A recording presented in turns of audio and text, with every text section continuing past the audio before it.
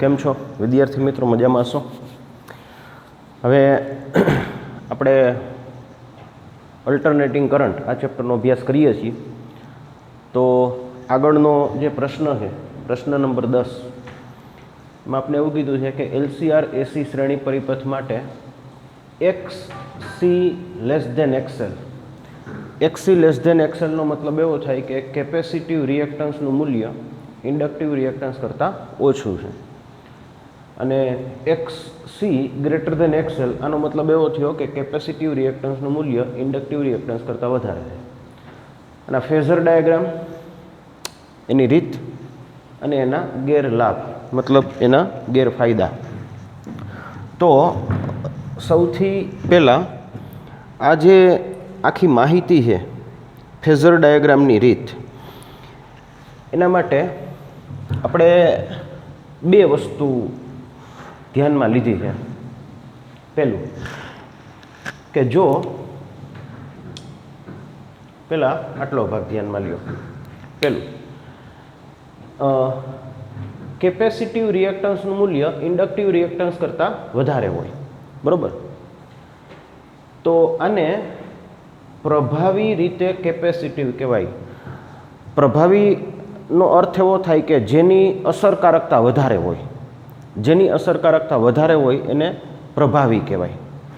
અને આવી સ્થિતિમાં આનો કડા તફાવત છે એ ધન બને છે, મતલબ પોઝિટિવ બને છે. અને આ કન્ડિશનમાં પ્રવાહ જે છે એ સ્ત્રોત વોલ્ટેજ, સ્ત્રોત એટલે અંગ્રેજીમાં સોર્સ, સ્ત્રોત છે એને અંગ્રેજીમાં સોર્સ કહેવાય, જ્યાંથી એનર્જી આવતી હોય. તો પ્રવાહ છે એ સ્ત્રોત વોલ્ટેજ કરતાં કડામાં આગળ હોય છે. અને જો આને બીજી રીતે વિચારીએ કે XC લેસ ધેન XL, આનો મતલબ એવો થયો કે કેપેસિટિવ રિએક્ટન્સ છે એ ઇન્ડક્ટિવ રિએક્ટન્સ કરતાં ઓછું છે. તો આવી સ્થિતિમાં આને પ્રભાવી રીતે ઇન્ડક્ટિવ કહેવાય. વધારે અસરકારકતા કોની છે? ઇન્ડક્ટરની. તો આને પ્રભાવી રીતે ઇન્ડક્ટિવ કહેવાય. અને આ કેસમાં આનો જે કડા તફાવત છે એ ઋણ બનશે, અને પ્રવાહ જે છે એ સ્ત્રોત વોલ્ટેજ કરતાં કડામાં પાછળ હોય છે. તો આ MCQ માટે યાદ રાખવા, આ જે મુદ્દાઓ છે, આટલા મુદ્દાઓ MCQ માટે ધ્યાનમાં રાખવા.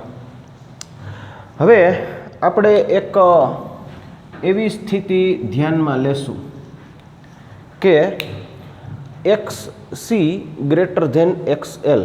XC ગ્રેટર ધેન XL આનો મતલબ એવો થયો કે કેપેસિટિવ રિએક્ટન્સનું મૂલ્ય ઇન્ડક્ટિવ રિએક્ટન્સ કરતાં કેવું છે? વધારે છે. તો આના માટેનો ફેઝ ડાયાગ્રામ.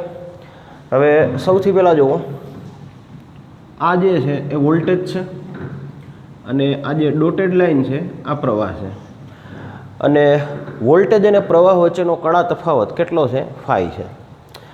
આપણે એક ચોક્કસ સમય ધ્યાનમાં લઈએ છીએ. આ સમયને આપણે શું કહીએ છીએ? T1.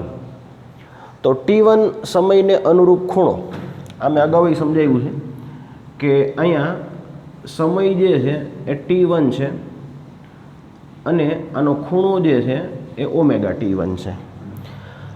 તો આને અનુરૂપ આપણે બે ફેઝ ડાયાગ્રામ દોરીએ, એક વોલ્ટેજ અને એક પ્રવાહ. તો અહીં તમે ધ્યાનથી જુઓ કે પ્રવાહ છે એ વોલ્ટેજ કરતાં કડામાં ફાઈ જેટલો આગળ છે. તો આ રીતની સ્થિતિ આપણે ધ્યાનમાં લીધી છે. હવે આ આખી જે માહિતી છે, એને આપણે એક ચોક્કસ સમયે ધ્યાનમાં લીધી છે. આ ચોક્કસ સમય કયો છે? તો કે આ જે ચોક્કસ સમય છે એ T1 છે. હવે માની લ્યો આ T1 સમય અહીંને બદલે અહીંયા લીધો હોત તો જવાબ બદલી જાય. આ T1 સમય અહીંને બદલે અહીંયા લીધો હોત તો એ જવાબ બદલી જાય. એટલે આમાં પ્રારંભિક શરત અથવા પ્રારંભિક સ્થિતિની માહિતી આપને મળતી નથી.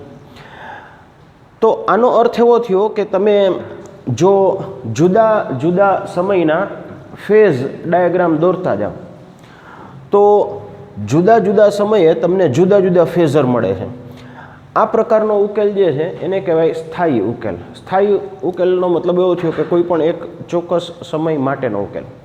તો આ કોઈ વ્યાપક ઉકેલ નથી. આ કોઈ વ્યાપક ઉકેલ નથી. તો આમાં તમારે ધ્યાનમાં શું રાખવાનું છે કે પર્ટિક્યુલર એક જે ચોક્કસ સમય આપણે પસંદ કરીએ છીએ, માની લ્યો આપને એવું કહેવામાં આવે કે તમે પસંદ કરેલો સમય જે છે એ 15 સેકન્ડ છે, તો એ 15 સેકન્ડ છે એ આપણા માટે T1 થઈ ગયા. આપણે પસંદ કરેલો સમય 25 સેકન્ડ હોય તો એ બદલી ગયું. આપણે પસંદ કરેલો સમય જે છે એ 30 સેકન્ડ હોય તો બદલી જાય. આપણે પસંદ કરેલો સમય છે એ 40 સેકન્ડ હોય તો એ બદલી જાય.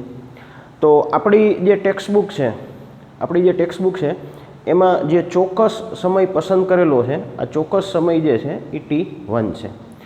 તો આ પ્રશ્નનો જવાબ આ રીતે છે. આમાં મેં કીધું એ પ્રમાણે કે આ મુદ્દાઓ MCQ માટે ધ્યાનમાં રાખવાના છે. હવે આગળનો પ્રશ્ન ભણતા પહેલાં હું તમને એક સૂત્ર કહી દઉં છું. આ સૂત્ર તમારે યાદ રાખવાનું છે. આ સૂત્ર આ રીતે છે કે cos alpha cos beta plus sine alpha sign beta બરાબર કોસ આલ્ફા માઇનસ બીટા. તો આ એક ત્રિકોણમિતિનું સૂત્ર છે. અહીંયા ધ્યાનથી આને થોડુંક સમજો તો અહીંયા બંને વિધેય કોસ છે, અહીંયા બંને વિધેય સાઇન છે. અહીંયા ખૂણો આલ્ફા અને બીટા છે, અહીંયા ખૂણો આલ્ફા અને બીટા છે. જવાબનું જે વિધેય છે, આ જમણી બાજુ જવાબનું વિધેય છે, એ જવાબનું વિધેય કોસ છે. અને એમાં આ બંને ખૂણાનો તફાવત લેવાનો છે. હવે એનો મતલબ એવો થયો કે આલ્ફા બીટા આ બંનેનો તફાવત. તો આ એક ત્રિકોણમિતિનું સૂત્ર છે અને આની આપણે હવે આગળ જરૂર પડવાની છે. એટલે જે લોકો એ ગ્રુપમાં છે એને તો આ સૂત્ર આવડે જ છે. જે લોકો બી ગ્રુપમાં છે એ આ સૂત્ર એક નોંધ તરીકે લખી લેજો.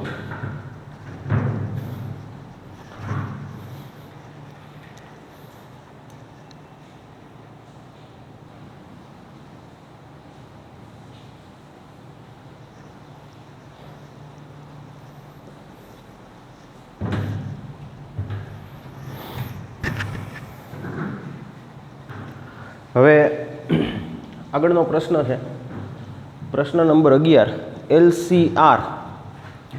LCR AC શ્રેણી પરિપથ માટે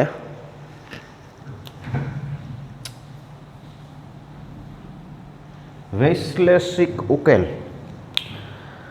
તો આપણે LCR AC શ્રેણી પરિપથનો એક ઉકેલ મેળવો છે. એ ઉકેલ ફેઝર ડાયાગ્રામથી છે અને અહીંયા જે ઉકેલ છે એ છે વૈશ્લેષિક ઉકેલ. એટલે એક ડિફરન્સ જરાક ધ્યાનમાં રાખો. હવે સૌથી પહેલાં આ જે આપણે પરિપથ બતાવ્યો છે, આ પરિપથ છે એ LCR AC શ્રેણી પરિપથ છે. એમાં 3 પ્રકારના કમ્પોનેન્ટ અથવા ઘટકો છે. અવરોધ મતલબ R, ઇન્ડક્ટર મતલબ L અને કેપેસિટર મતલબ C. તો સૌથી પહેલાં આનો બેઝિક વોલ્ટેજનો સરવાળો. તો VL VR VC બરાબર V. VL બરાબર ઇન્ડક્ટરના 2 છેડા વચ્ચેના વોલ્ટેજ, VR બરાબર અવરોધના 2 છેડા વચ્ચેના વોલ્ટેજ અને VC બરાબર કેપેસિટરના 2 છેડા વચ્ચેના વોલ્ટેજ. હવે VL ઇન્ડક્ટરના 2 છેડા વચ્ચેના વોલ્ટેજ એનું મૂલ્ય છે LdI/dt. આ આપને ખબર છે. VR અવરોધના 2 છેડા વચ્ચેના વોલ્ટેજ એ ગુણાકાર છે. કોનો? અવરોધનો અને પ્રવાહનો, મતલબ R અને I નો. અને કેપેસિટર માટે વોલ્ટેજ છે વિદ્યુત ભારના છેદમાં કેપેસિટન્સ, મતલબ Q/C. તો જમણી બાજુ V બરાબર સપ્લાય વોલ્ટેજ. સપ્લાય વોલ્ટેજ કેટલા છે? Vm sin ωt. હવે આ આખું જે પદ છે એમાં તમે ધ્યાનથી જુઓ કે આપણે ઘણીવાર એવી ચર્ચા કરતા હોય કે સ્થાનાંતરનું વિકલન વેગ થાય. આપણે ઘણીવાર ચર્ચા કરી છે. સ્થાનાંતરનું વિકલન કરીએ તો શું થાય? વેગ થાય. તો એ જ રીતે ધ્યાનથી જુઓ કે વિદ્યુત ભારનું વિકલન કરીએ તો શું થાય? વિદ્યુત પ્રવાહ. હવે જો આનું દ્વિતીય વિકલન કરવામાં આવે, આ દ્વિતીય વિકલનનો મતલબ શું થયો કે Q એનું દ્વિતીય વિકલન કેટલું થાય? ડી સ્ક્વેર ક્યુ અપોન ડીટી સ્ક્વેર. આ વર્ગ નથી, આ દ્વિતીય વિકલન છે. અને આઈનું વિકલન કેટલું થાય? DI by dt. એટલે હવે ધ્યાનથી જુઓ કે અહીંયા વિદ્યુત ભારનું દ્વિતીય વિકલન છે, પ્રવાહનું પહેલું વિકલન છે, બરાબર. તો આપણે બે કિંમત મૂકવાની છે. કઈ? આની જગ્યાએ આ કિંમત, આઈની જગ્યાએ આ કિંમત. આઈની જગ્યાએ કેટલી? ડી ક્યુ અપોન ડીટી. અને આની જગ્યાએ આ કિંમત ડીઆઈ અપોન ડીટી, એની જગ્યાએ ડી સ્ક્વેર ક્યુ અપોન ડીટી સ્ક્વેર. આ બે કિંમત મૂકી. હવે આનો ઉકેલ જે છે એ આપણે 11મા ધોરણમાં અવમંદિત દોલનોનું વિકલ સમીકરણ ભણ્યા હતા. આ પ્રકારનો મળશે. એક્ઝેક્ટ એના જેવો નહીં આવે, પણ આ પ્રકારનો મળશે. તો અહીંયા થોડાક શબ્દ સમજો. ક્યુ, આને કહેવાય ટી સમયનો વિદ્યુત ભાર. ક્યુ એમ, આને મહત્તમ વિદ્યુત ભાર કહેવાય. ક્યુ એટલે ટી સમયનો વિદ્યુત ભાર અને ક્યુ એમ એટલે મહત્તમ વિદ્યુત ભાર. અને આનું હાર્મોનિક વિધેય આપણે સાઇન લીધું છે, તો sine omega T plus theta. Theta એટલે ખૂણો, જે આપણને ખબર નથી અત્યારે. થીટા આપણા માટે અજ્ઞાત છે. હવે આનું આપણે બે વખત વિકલન કરવું છે. આનું પ્રથમ વિકલન કરો. હવે પ્રથમ વિકલન કરો તો આપણે ખબર છે કે સાઇન વિધેયનું વિકલન થાય કોસ. એટલે અહીંયા સાઇન વિધેય એનું વિકલન શું થાય? કોસ. અને આમે તમને વારંવાર કીધું છે કે ધારો કે કોઈ સંખ્યા હોય 3t હોય તો ગુણાકારમાં 3 આવે. અહીંયા ઓમેગા ટી છે તો ગુણાકારમાં ઓમેગા આવે. આનું ફરીથી વિકલન કરો તો કોસનું વિકલન થાય માઇનસ સાઇન. કોસ વિધેય છે એનું વિકલન શું થાય? Minus sign. અને એક ઓમેગા વધારાના ગુણાકારમાં આવે તો ઓમેગા ઇન્ટુ ઓમેગા, મતલબ ઓમેગાનો સ્ક્વેર થઈ ગયો. તો આપણી પાસે 3 કિંમત છે. આ કિંમત છે ક્યુની, જે આપણે અહીંયા મૂકશું. આ કિંમત છે ડી ક્યુ અપોન ડીટીની, એ આપણે અહીંયા મૂકશું. અને આ કિંમત છે ડી સ્ક્વેર ક્યુ અપોન ડીટી સ્ક્વેર, એ આપણે અહીંયા કિંમત મૂકશું. મતલબ આપણે 3 જગ્યાએ કિંમત મૂકવાની છે. જુઓ, અહીંયા કિંમત કોની? ક્યુની. આ બીજી કિંમત કોની? D Q by dt. અને ત્રીજી કિંમત કોની? આની. બરાબર. તો આ 3 કિંમતો જો મૂકવામાં આવે તો હવે આ સમીકરણ કંઈક આ ટાઈપનું મળશે. બરાબર. ફરીથી હું કહું છું, આ ક્યુની કિંમત અહીંયા, ડી ક્યુ અપોન ડીટી આ કિંમત અહીંયા, અને ડી સ્ક્વેર ક્યુ અપોન ડીટી સ્ક્વેર આ કિંમત અહીંયા. હવે આ જે પદ આવ્યું છે એમાંથી ક્યુ એમ અને ઓમેગા બે પદ આપણે સામાન્ય લીધા, મતલબ કોમન લીધા. તો અહીંયા ધ્યાનથી જુઓ, અહીંયા ક્યુ એમ અને ઓમેગા લીધા તો વૈધા કેટલા? Minus omega L. અહીંયા ક્યુ એમ અને ઓમેગા લીધા, ક્યુ એમ અને ઓમેગા, તો બાકી કેટલા રહ્યા? આર. હવે અહીં જરાક ધ્યાનથી જુઓ, અહીંયા ક્યુ એમ તો સામાન્ય આવી ગયા, પણ અહીંયા ઓમેગા છે નહીં. હવે ઓમેગા નથી અને છતાંય આપણે સામાન્ય લીધા છે, તો ઓમેગાને આપણે ભાગાકારમાં લખવા પડે. તો ભાગાકારમાં લખશું તો આ કેટલા થઈ જશે? 1 અપોન ઓમેગા સી. પણ આપણે પહેલાંના લેક્ચરમાં એવું ભણી ગયા છીએ કે ઓમેગા એલ એને આપણે નામ આપ્યું છે ઇન્ડક્ટિવ રિએક્ટન્સ, અને 1 અપોન ઓમેગા સી એને નામ આપ્યું છે કેપેસિટિવ રિએક્ટન્સ. તો આનો મતલબ એવો થયો કે અહીંયા જુઓ, આ 1 અપોન ઓમેગા સી આની જગ્યાએ આપણે લખી નાખ્યું કેપેસિટિવ રિએક્ટન્સ, મતલબ એક્સ સી. આ જે આપણે લખ્યું આ કેપેસિટિવ રિએક્ટન્સ મતલબ એક્સ સી. અને ઓમેગા એલ આની જગ્યાએ લખ્યું આપણે ઇન્ડક્ટિવ રિએક્ટન્સ મતલબ એક્સ એલ. હવે આ પદ એ આપણે અહીં લખ્યું છે. આમાંથી અને આમાંથી, આ પહેલું અને ત્રીજું પદ, એમાંથી સાઇનનું વિધેય સામાન્ય લઈ લ્યો. હું ફરીથી કહું છું, આ વિધેયને આપણે અહીં લખી નાખ્યું, આ પહેલું અને છેલ્લું, આમાંથી સાઇન વિધેય અલગ વિચારો. સાઇન વિધેય અલગ વિચારો તો બાકી શું રહેશે? માઇનસ એક્સ એલ અને એક્સ સી. પણ આપણે જનરલી નેગેટિવ પદ પાછળ રાખીએ છીએ, તો આપણે આ રીતે બોલશું X C minus X L, X C minus X L. હવે આનો ગુણાકાર અને ભાગાકાર ઇમ્પિડન્સ વડે કરો. ઇમ્પિડન્સ એટલે ઝેડ. અને ઇમ્પિડન્સ જે છે એનું સૂત્ર આપણે જાણીએ છીએ કે ઇમ્પિડન્સ જે છે એ એસી પરિપથનો કુલ અવરોધ છે, બરાબર. એસી પરિપથમાં અવરોધ, કેપેસિટર, ઇન્ડક્ટર બધાનો ટોટલ અવરોધ હોય એને આપણે ઇમ્પિડન્સ કહીએ છીએ. તો આપણે શું કર્યું? ઝેડથી ગુણાકાર કર્યો અને ઝેડથી ભાગાકાર કર્યો, અને એ જ રીતે અહીંયા ઝેડથી ભાગાકાર કર્યો.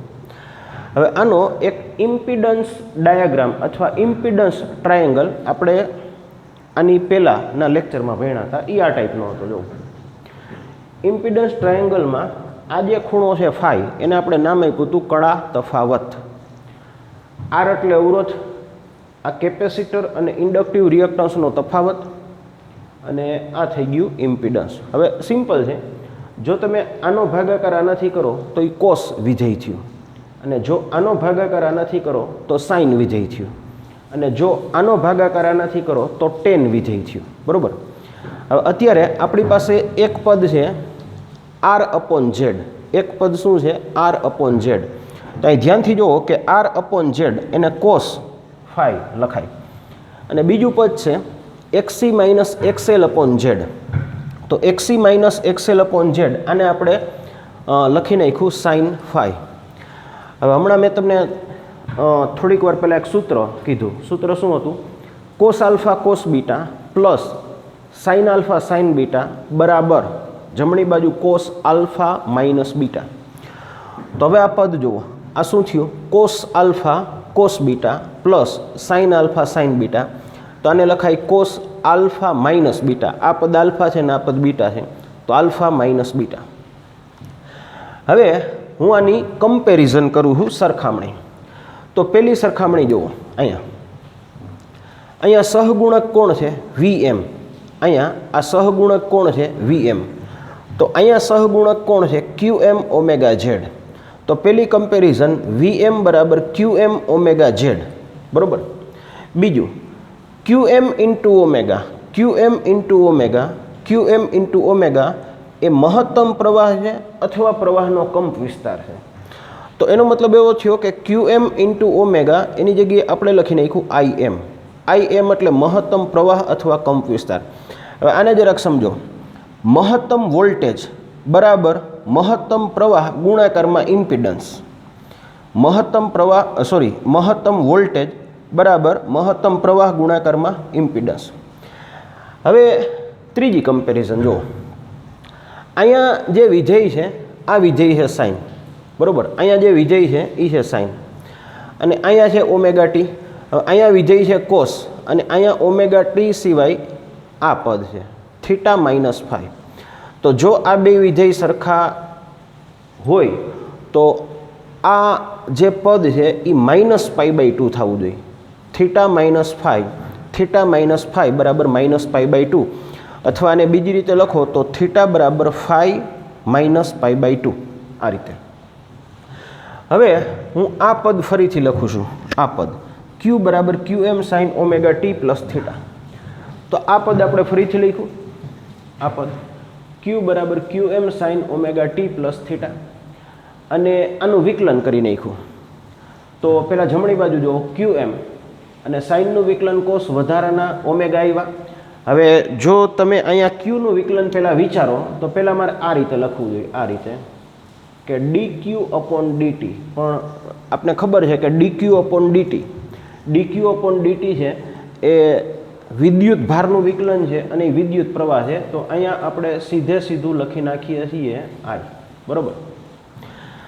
પછી QM ઇન્ટુ ઓમેગા બરાબર IM થાય, અને થીટાની કિંમત છે ફાઈ માઇનસ π/2.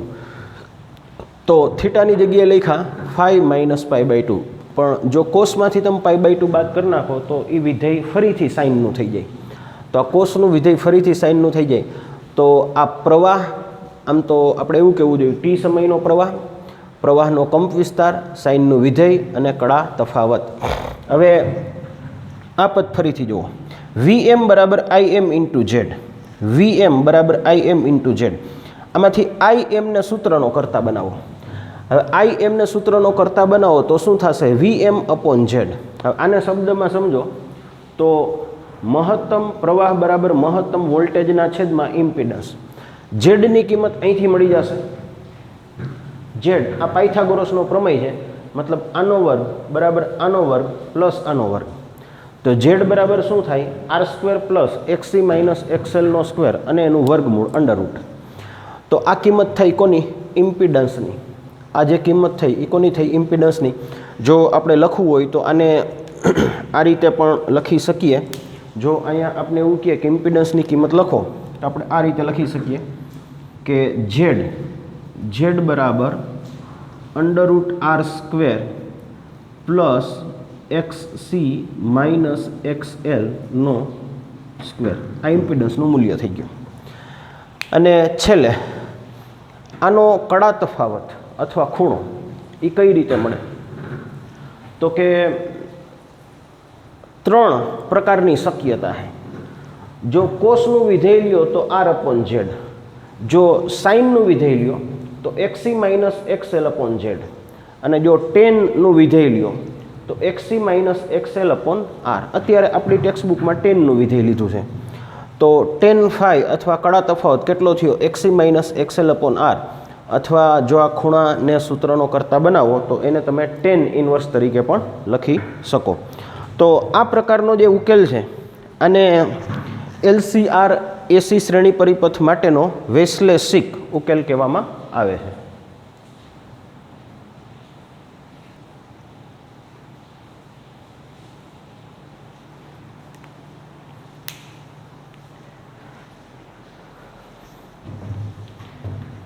હવે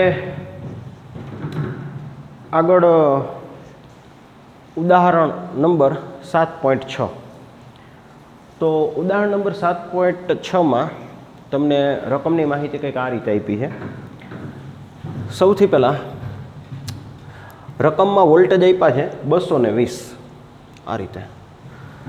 તો રકમમાં કાંઈ સૂચના નથી એટલે આપણે ખબર છે કે રકમમાં જ્યારે સૂચના ન હોય તો આ વોલ્ટેજ તમારે RMS ગણવા જોઈએ. પછી આવૃત્તિ છે, આવૃત્તિ એ છે 50 હર્ટ્ઝ. પરિપથમાં અવરોધ છે 200 ઓહમ અને પરિપથમાં કેપેસિટર છે 15 માઇક્રોફેરાડે. હવે સૌથી પહેલાં આ જે વોલ્ટેજ છે આ વોલ્ટેજ અને સોર્સ વોલ્ટેજ કહેવાય અથવા સ્ત્રોતના વોલ્ટેજ કહેવાય. અને અંગ્રેજીમાં સોર્સ વોલ્ટેજ અથવા ગુજરાતીમાં સ્ત્રોત કહેવાય કે જે જનરેટ કરે છે. હવે અહીંયા આપણે એક વસ્તુ ભણી ગયા કે જો તમારે ઇમ્પિડન્સ જોતો હોય, પહેલાં આ સૂત્ર જુઓ, જો તમારે ઇમ્પિડન્સ જોતો હોય તો ઇમ્પિડન્સમાં 3 વસ્તુ આવે, એક આર, એક XC અને એક XL. અહીંયા પરિપથમાં ઇન્ડક્ટર નથી એટલે પરિપથમાં 2 વસ્તુ છે, એક અવરોધ છે અને એક કેપેસિટર છે. કેપેસિટરનો રિએક્ટન્સ છે, કેપેસિટરનો રિએક્ટન્સ એ થાય 1/ωc. કેપેસિટરનો જે અસરકારક અવરોધ હોય એને કહેવાય કેપેસિટિવ રિએક્ટન્સ. બરાબર? તો કેપેસિટિવ રિએક્ટન્સ છે એ આપણે મળશે 1/ωc. ઓમેગા બરાબર 2π × ન્યુ, 2π × ન્યુ. તો આ રીતે આપણે લખી નાખ્યું અને બધી સંખ્યા મૂકવાથી તમને કેપેસિટિવ રિએક્ટન્સ મળે છે 212.3. હવે આપણે ઇમ્પિડન્સ જોઈ છે તો ઇમ્પિડન્સનું સૂત્ર આ છે, પણ અત્યારે રકમની માહિતી પ્રમાણે પરિપથમાં ઇન્ડક્ટર નથી. ઇન્ડક્ટર નથી તો XL આ પદ શૂન્ય ગણાય, કારણ કે રકમ પ્રમાણે આ પરિપથમાં ઇન્ડક્ટર નથી. તો પરિપથમાં 2 જ વસ્તુ છે, એક R છે અને એક XC છે. તો અહીંયા R² પ્લસ XC નો સ્ક્વેર. તો આ તમને પરિપથનો ઇમ્પિડન્સ મળ્યો. હવે વિદ્યુત પ્રવાહ જોઈ છે, વિદ્યુત પ્રવાહ. તો વિદ્યુત પ્રવાહ જોતો હોય તો વોલ્ટેજના છેદમાં ઇમ્પિડન્સ, વોલ્ટેજનો ભાગાકાર ઇમ્પિડન્સથી કરી નાખો. હવે જો મહત્તમ પ્રવાહ પૂછ્યો હોત, સમજો, જો મહત્તમ પ્રવાહ પૂછ્યો હોત તો શું કરત? તો કે IM બરાબર VM/Z. જો મહત્તમ પ્રવાહ પૂછ્યો હોત તો મહત્તમ વોલ્ટેજના છેદમાં ઇમ્પિડન્સ. અહીંયા RMS છે તો RMS પ્રવાહ બરાબર RMS વોલ્ટેજના છેદમાં ઇમ્પિડન્સ. તો તો આ તમને આરએમએસ પ્રવાહની કિંમત મળી. આ જે કાંઈ તમને મળ્યું એ આરએમએસ પ્રવાહ. હવે આપને એવું કહેવામાં આવે કે વોલ્ટેજ કઈ રીતે મળે, તો આ મેં તમને સમજાવ્યું છે. જો આ અવરોધ, આ ઇન્ડક્ટર અને આ કેપેસિટર, બરાબર. હવે આના વોલ્ટેજ કઈ રીતે મળે, તો કે આના વોલ્ટેજ મળે I ઇન્ટુ આર. પછી આના વોલ્ટેજ કઈ રીતે મળે, આના વોલ્ટેજ, તો કે આના વોલ્ટેજ મળે I ઇન્ટુ XL. અને આના વોલ્ટેજ કઈ રીતે મળે, આના વોલ્ટેજ મળે I ઇન્ટુ XC. જો અવરોધના બે છેડા વચ્ચે વોલ્ટેજ જોતા હોય તો પ્રવાહનો ગુણાકાર અવરોધથી કરો, અહીંયા પ્રવાહનો ગુણાકાર ઇન્ડક્ટિવ રિએક્ટન્સથી કરો, અહીંયા પ્રવાહનો ગુણાકાર કેપેસિટિવ રિએક્ટન્સથી કરો. હવે અત્યારે ઇન્ડક્ટર તો છે નહીં, તો આ બેને આપણે ધ્યાનમાં લીધા. તો VR અને VC તમને આટલા મળ્યા. આ અવરોધના બે છેડા વચ્ચે વોલ્ટેજ, આ કેપેસિટરના બે છેડા વચ્ચે વોલ્ટેજ. પણ હવે અહીંયા એક વસ્તુ ધ્યાનમાં રાખો. એ વસ્તુ શું છે, જો કે આનો તમે સીધો સરવાળો ન કરી શકો. આનો તમે સીધો સરવાળો ન કરી શકો. માની લ્યો આનો તમે સીધો સરવાળો કર્યો 150.8 અને 160.07, તો આનો તમે ડાયરેક્ટ સરવાળો કર્યો તો 310.87, મતલબ આ વોલ્ટેજ છે એ આટલા આવે છે. જ્યારે સોર્સના વોલ્ટેજ 220 છે. તો અહીંયા જે વોલ્ટેજનો સરવાળો થાય છે એ સોર્સના વોલ્ટેજ કરતાં વધી જાય છે. એનો મતલબ આ જે છે આ યોગ્ય નથી. આ જે રીત છે એ યોગ્ય નથી. તો હવે આનો રસ્તો શું છે, તો કે આનો રસ્તો એ છે કે VR અને VC આ બંને વચ્ચેનો કળા તફાવત 90 ડિગ્રીનો છે. હવે જો આ બંને વચ્ચેનો કળા તફાવત 90 ડિગ્રીનો હોય તો અહીંયા તમે આનો સીધો સરવાળો ન કરી શકો, પણ પાયથાગોરસના પ્રમેય પ્રમાણે આને સોલ્વ કરવું જોઈએ. તો જો આને તમારે સોલ્વ કરવું હોય તો આનો વર્ગ બેયનો સરવાળો અને પછી એનું વર્ગમૂળ. તો આ જે વોલ્ટેજ છે એ લગભગ તમને સોર્સ વોલ્ટેજ જેટલા જ મળશે. એટલે અહીંયા તમારે ધ્યાન શું રાખવાનું, જો અહીં તમારે ધ્યાન શું રાખવાનું છે, આપણે ત્રીજા ચેપ્ટરમાં એવું ભણ્યા છીએ પ્રવાહ વિદ્યુત.